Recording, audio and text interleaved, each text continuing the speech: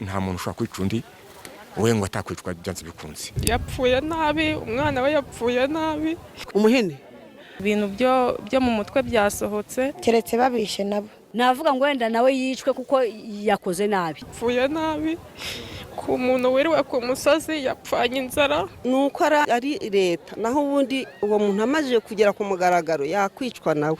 Kugeza ubu icyateye urupfu rwa Nyiransengiyumva Anne Marie n'umwana we niyo gisubizo Delphine kiracyari urujijo. Gusa umugabo we Karamage Jean Claude w'imyaka 50 wari waratandukanye n'umugore we wa mbere akaba umwe mu batawe muri yombi mu rwego rw'iperereza kuko yasanganywe telefone y'umugore we akananirwa gusobanura uko yamugeze mu biganza kandi nyamara atazi n'irengero rya telefone ye bwite. Asanze agakapu, asanga agafuka karimo amakara, tungurutse mu maso mbona ibintu byo mu mutwe byasohotse. Turebye haruguru tubona umugabo arahatambitse. Wa mugabo yahise aza yirukanka ahita tubwira ko ari umugore we. Wabonaga ko yavuye amaraso cyane mu mutwe yanashotse agera hepfo n'umwana yari yubamye yubitse umutwe.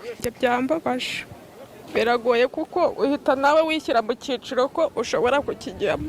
Ni inkuru yashenguye bikomeye abatuye muri aka gace n'abakoranaga n'uyu mugore mu isoko ry'imbuto Kabuga banamuherukaga ku mugoroba ababwira ko atashye bakibaza icyo umugabo we yakoraga muri iri shyamba. None se nguyu ntibamwishe butunga ubu ngubu ko Akubise hano bakubisa n'abakubitishije kuko igiti cy'igitiyo twakibonye hagana hepfo n'uduti dutoya twagiye dusaduka bagiye bajomba basa n'abajomba mu mazuru hose no mu matwi. Umuhene kuko bawukuye bamaze kuwukura biragaragara ko ari igitiyo nibo bamwicishije wari impande yiyo.